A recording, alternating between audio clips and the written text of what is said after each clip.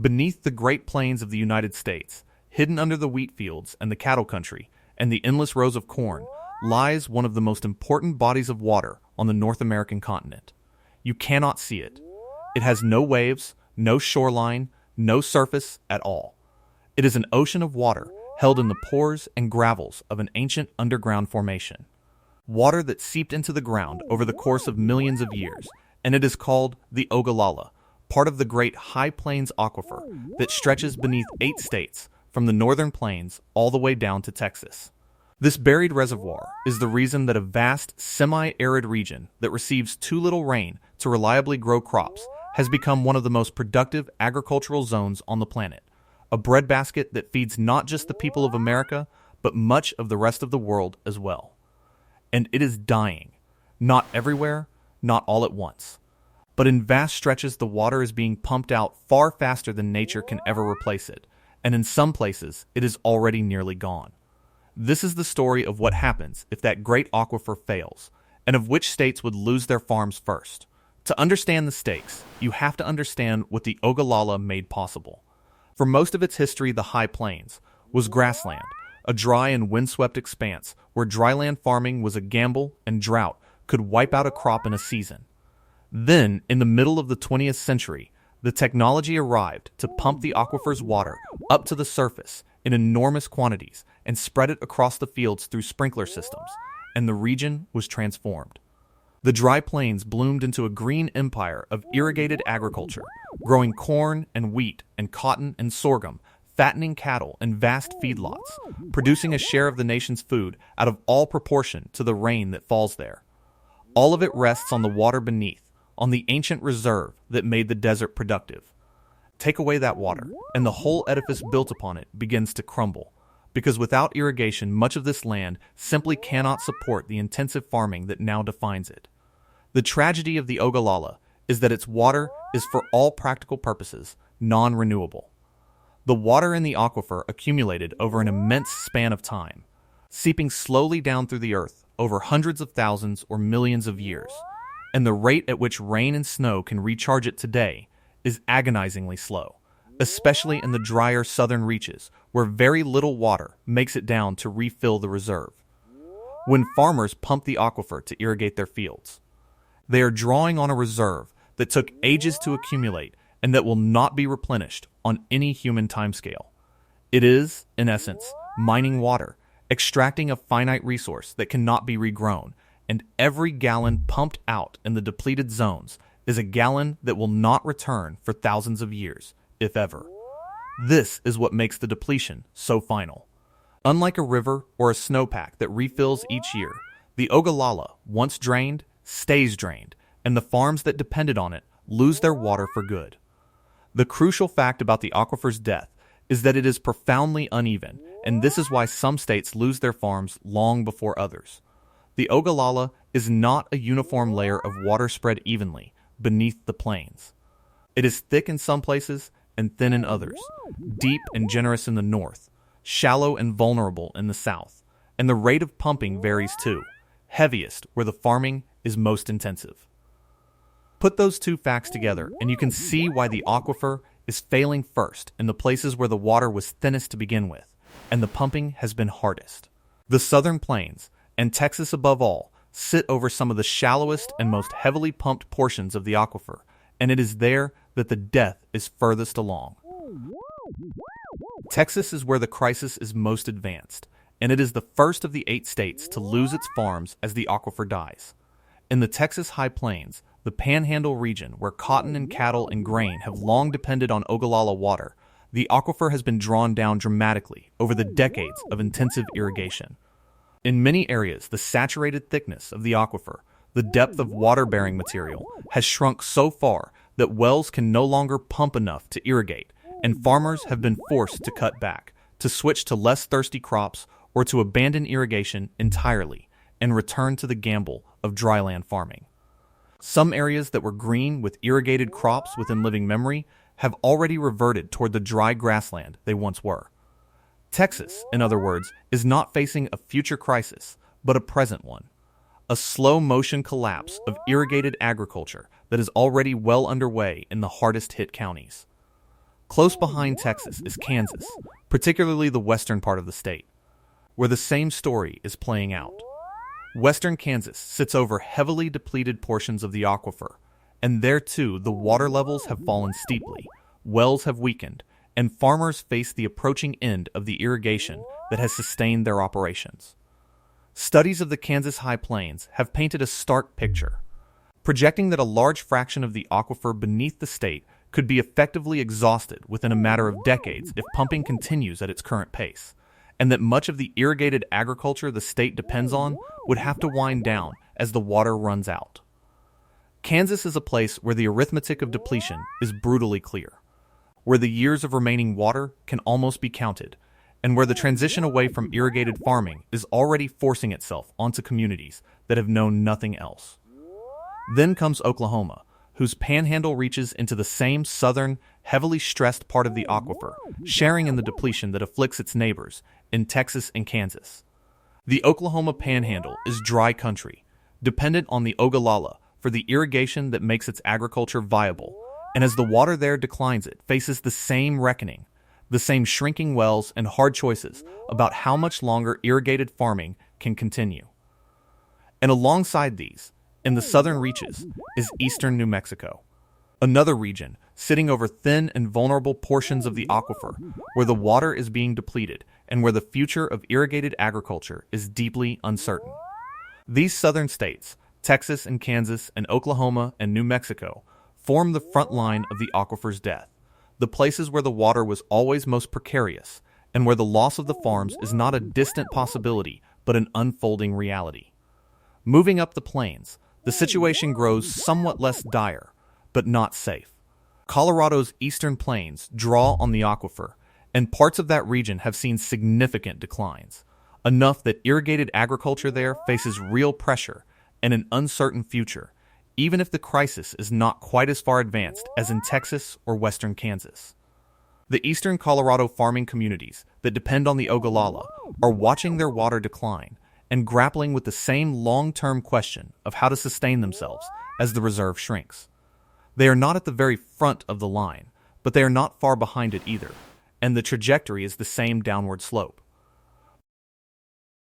And then there is the northern part of the aquifer, where the picture changes considerably, because this is where the Ogallala is thickest and where it recharges more readily.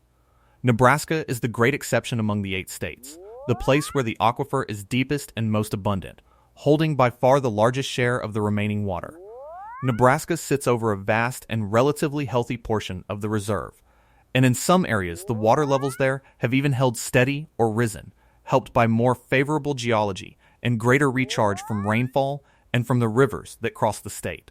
This does not mean Nebraska is immune, because heavy pumping can deplete even a thick aquifer over time, and localized declines do occur. But relative to the ravaged South, Nebraska is water-rich, and it would be among the last of the 8 states to lose its farms to the aquifer's death, not the first.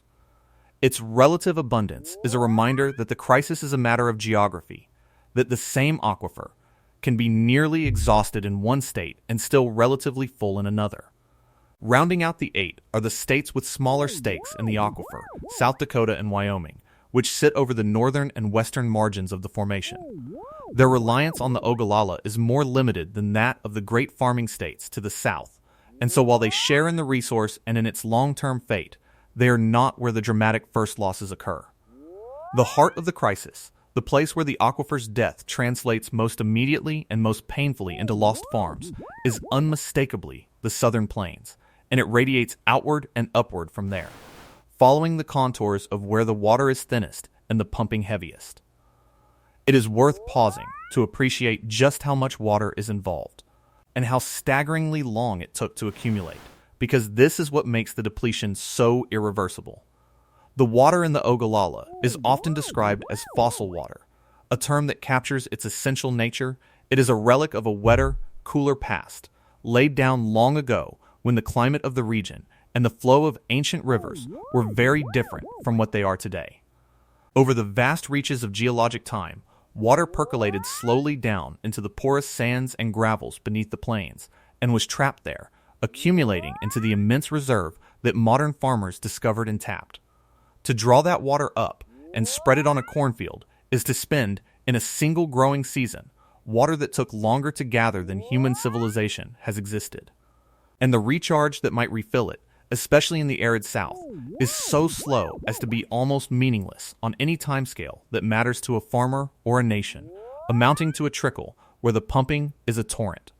This is the fundamental imbalance at the heart of the crisis, a resource being spent thousands of times faster than it is being replaced. And it is why the word death is not an exaggeration for what is happening to the aquifer in the places where it is being drained. There is also a cruel irony in the way drought accelerates the depletion, because it is precisely when the rain fails that the pumping intensifies. In a wet year, the crops get some of what they need from the sky, and the demand on the aquifer eases. But in a dry year, when the rains do not come, farmers turn to their wells and pump harder than ever to keep their crops alive, drawing down the reserve fastest in exactly the years when nature is contributing least to refilling it. As the climate warms and droughts on the plains grow more frequent and more severe, this dynamic threatens to speed the aquifer's decline, intensifying the pumping in the dry years that are becoming more common. The very conditions that make the region's rainfall unreliable and that made the aquifer so valuable in the first place are the conditions that now hasten its exhaustion, a vicious cycle in which scarcity above ground drives the draining of the reserve below it. What does it actually mean for a state to lose its farms as the aquifer dies? It does not happen as a single dramatic event, but as a grinding, community by community decline. As the water table falls, wells must be drilled deeper and pumps must work harder, driving up the cost of the water until, at some point, it no longer makes economic sense to irrigate at all. Farmers who can afford it switch to more efficient irrigation or to crops that need less water, stretching what remains, but the direction is only ever one way. Eventually, the irrigation ends, and the land that was made green and productive by the aquifer reverts toward the dry, low-value grassland it was before, capable of supporting perhaps some grazing or a gamble at dryland crops. But not the intensive, high-yield agriculture that the water made possible. The rural economies built on that agriculture shrink and hollow out. The towns that serve the irrigated farms lose their reason for being, and a way of life that has defined the plains for generations comes to a quiet end. The consequences, though, reach far beyond the plains themselves. Because the food grown on the Ogallala's water feeds the entire country and much of the world. The region is a major producer of the nation's grain and cattle and cotton, and a significant contraction of its agriculture would ripple through the food system, affecting supplies and prices far from the fields where the water ran out. This is not a local problem confined to a handful of farming states. It is a national and even a global food security issue, because a breadbasket that feeds so many is quietly running out of the water that makes it a breadbasket at all. The death of the Ogalala is in the end everyone's problem, whether they have ever set foot on the plains or not. The hardest truth about all of this is how difficult it is to stop. Slowing the depletion means pumping less water, which means growing less, which strikes directly at the livelihoods of the farmers and the economies of the communities that depend on them. There are efforts underway to conserve, to irrigate more efficiently, to shift toward crops that use less water. And in some places, these efforts have genuinely slowed the decline and extended the life of the remaining reserve. But conservation can only stretch the water, not restore it, and in the most depleted regions, even the strictest conservation cannot reverse a depletion that is already nearly complete. The fundamental problem is that the region has built an agricultural empire on a finite reserve of ancient water, and that reserve is being spent, and in the places where it is spent, it does not come back. The question is not really whether the irrigated farming of the southern plains can continue forever, because it cannot, but how gracefully or how painfully the transition away from it will be managed. It is worth dwelling on the human dimension of this, because behind the maps of declining water levels and the projections of years remaining are real communities facing the loss of everything they have built. On the southern plains, families have farmed the same land for generations, their identities and their livelihoods bound up with the crops and the cattle that the aquifer made possible.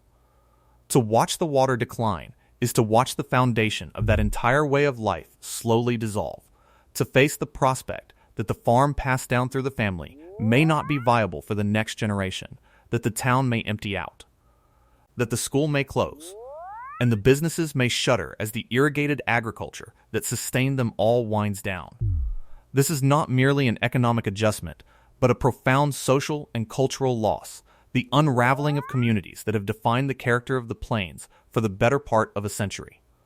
The death of the aquifer is measured in acre-feet and saturated thickness, but it is felt in the quiet abandonment of farmsteads and the fading of towns, and any honest accounting of the crisis has to reckon with that human cost as much as with the hydrology. So if America's biggest aquifer dies, the states that lose their farms first are the ones on the parched southern front, Texas above all, then western Kansas, then Oklahoma and eastern New Mexico, the places where the water was always thin and the pumping always heavy. Behind them, on the eastern Colorado plains, the decline proceeds toward the same end. And far to the north, Nebraska sits over its deep and relatively abundant share of the reserve, the last to fall, a reminder that the aquifer's death is a story written by geography, unfolding fastest where the water was scarcest to begin with. The great buried ocean that turned the dry plains into a breadbasket is being drained, silently and steadily, and in the south, it is already nearly gone. The farms that rose on that water will fall in the order that the water fails them, and the plains will slowly return, county by county and state by state, toward the dry grassland they were before a generation of pumping made them bloom. The water beneath the plains took millions of years to gather, and it is being spent in a matter of decades, and when it is gone from a place. The farms that depended on it go with it, first in Texas, and then everywhere the great aquifer runs dry.